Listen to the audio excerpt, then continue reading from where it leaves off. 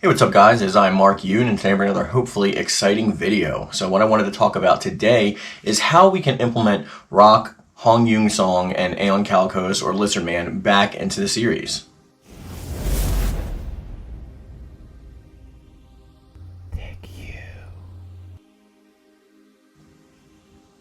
Alright, so what I actually want to specifically talk about is the Swords and Shepherds really open a good opportunity to allow these characters and possibly others to come back or be reintroduced into this new timeline. And it's almost like a no-brainer because not only does it fix some of the relationship problems that they have with other characters, but also gives them a lot of things to do as opposed to just being there. Because Rock, for example, he always has this kind of tendency to just like do his own thing and be there. And a lot of his like outshining has come in the form of Astaroth. So I think it's a lot better to implement him this way than it would be just to come back as like a regular character.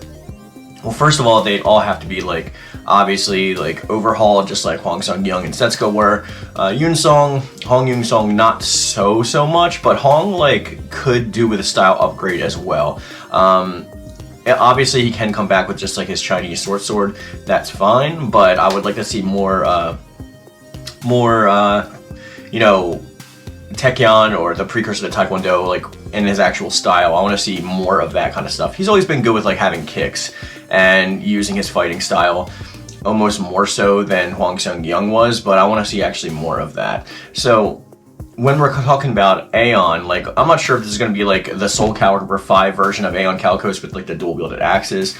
I'm almost more certain that he's going to either go back to sword and shield, and maybe we'll give him, maybe this is a way that we can have like something similar to Patroclus' style put back in the game, because as much as I don't like Patroclus, I know a lot of people like his fighting style, or Pyrrha, whatever, so like that would be a good sword and shield way to put that back in the game, or just give Lizardman an entirely new weapon and have him fresh, you know. I think this is also what they're probably doing.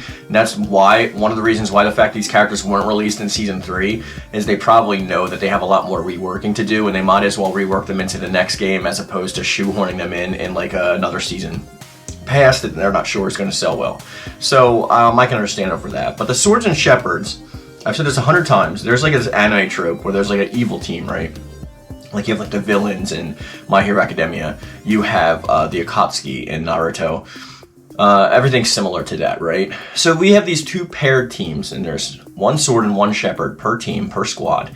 And they team up, and they have their whole purpose, it seems right now, is to like collect evil shards to like bring power back to Soul Edge, possibly resurrecting Algol. All of this is being done with Algol pulling the scenes, and through Johan Druger and Ishka Acht and her lieutenant Wang Gobak. So a lot of this stuff is like really setting up for a cool squad. We know that like if when Viola comes back and Zwei, they're probably going to be Swords and Shepherds. I'm not 100% sold on Zwei. He may just be like an independent and act against the Swords and Shepherds, but we know that there's going to be a part, like the Swords and Shepherds are going to have enough spaces open to allow these people, especially these three characters, Aeon, Rock, and Hong Yunseong. So why do I want them here? Well, Hong especially is the #1 choice that I want in there, mainly because his relationship with Hwang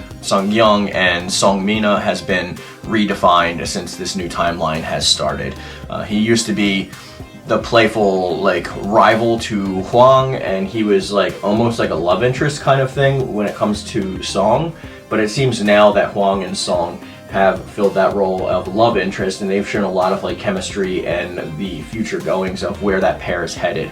Also, I don't know if Hwang would necessarily be the rival of Hong at this point, like maybe in the past, but he's changed so much and has such a higher elevation to his mission to save like everything as opposed to just like saving like Joseon Dynasty Korea, that I think that that purpose has kind of been null and void at this point.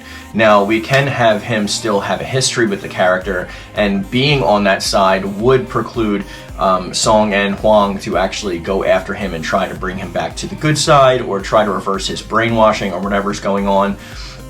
Because I'm sure with like the mysticism that the Swords and Shepherds have at their disposal, they're going to be brainwashing or possibly even manifesting like all of the characters that like are in the Swords and Shepherds, giving them new forms, which is why we're probably going to see, you know, Amy into Viola, and we're probably going to see Zwei get like, instead of like a werewolf form, he's going to definitely have like a manifested form if he's on the Swords and Shepherds. And same thing goes for Hong and Rock and Lizard Man.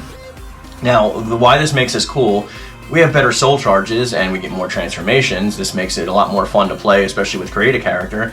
But also these characters have more of a purpose. They're in the part of the story. They may be antagonists and it might be our job to bring them back, but this actually gives them something to do and gives them a new, fresh backstory that's not just stale and them doing their own thing while everyone's trying to save the world. Rock. You know what I mean? So, especially Lizard Man, the curse that was like laid upon him and the fact that like he's like the commander of the lizard race, that seems to have fallen back in this version. Like the lizard race is definitely not controlled by him, so to think that like he can be in charge of that faction and be like still on the bad team and have an actual purpose with maybe a promise. Maybe the Swords and Shepherds don't brainwash him, but like promise that like they can return him to his original human form as long as like he collects the evil shards, because then Soul Edge will have the power to do so. Something like that. Rock is the biggest reason why they need to have this change.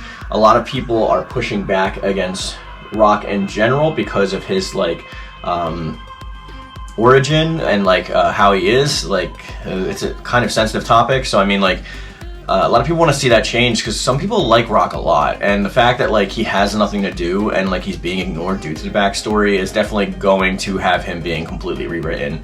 I'm not even sure if he's going to have anything to even do with like the early Americas and Bangu and stuff like that. That stuff might completely be rewritten, and he might just be like a new kind of warrior that uses the hammer or uses like the axe or whatever. So that's if he still keeps the same style, because again, a lot of his moves, a lot of his traditional moves have been rolled over into Astaroth. So I can see him getting an entirely new style and just being an entirely new character, but having a somewhat vague resemblance to the old Rock that we used to know about. I don't know, like that's an interesting character. I might have to do an entire video on possibilities of what we can see from that, but that would obviously be pure speculation. But giving these characters the purpose of being on the Swords and Shepherds and having them manifested or brainwashed or both, and having them go after the heroes in teams, really sets up not only a lot of story potential and possibility, but also a secondary story mode for like maybe a Libra of Souls type mode. We can have so much going on where like these groups are out doing like their thing.